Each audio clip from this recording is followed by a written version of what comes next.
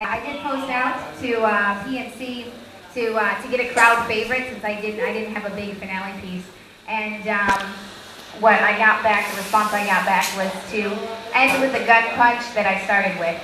So for those who have heard this, please bear with me, and for those who haven't, please enjoy. It's entitled Rhythm and Bruise. 1, 2, 3, 4, I count inside my head, trying not to fall apart. I am strong, where the only words keeping me together is my tears made the scenery a Monet of chaos. I didn't need to see through my tears to hear your words, your tongue hacking, slashing through my life like an Amazon land developer. Your hand didn't sting nearly as much as your words, although it wasn't your words that left that all too familiar metallic taste in my mouth, and it wasn't your words that left the array of colors on my face. Oh, what a Picasso you have made out of me, and I just wish there was some way for your headphones to deliver the words I cannot say because I'm scared. I'm scared to say them out loud. But my loaded words and your loaded friends are loaded guns to our heads, so I'll ring a trigger and a promise to pull it. See, I thought you'd be the end of everyone who's ever entered my life and taken pieces out of it. But you lied.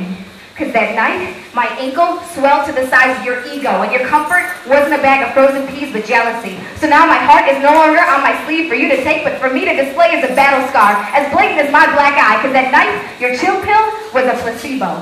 I can't do this anymore. I can't do you anymore. Every time I'm with you, you make me forget all my caustic comments and my predetermined monologue of propaganda.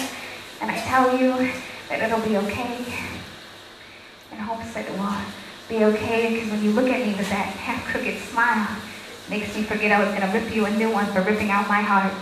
Instead, I end up exactly where I said I wouldn't, seat folded all the way back, giving into your eyes, windows fogging up with the words I swore I wouldn't let myself say, because I didn't want it to mean that much to me, anyway. And as I rub the sleep from my eyes, the smell of latex reminds me that despair can ravage me just as well as you can. And I knew you wouldn't call until you needed me again, and for that one night I would be a queen and you would hold me in the highest regard, or just plain hold me, and that's when I would melt.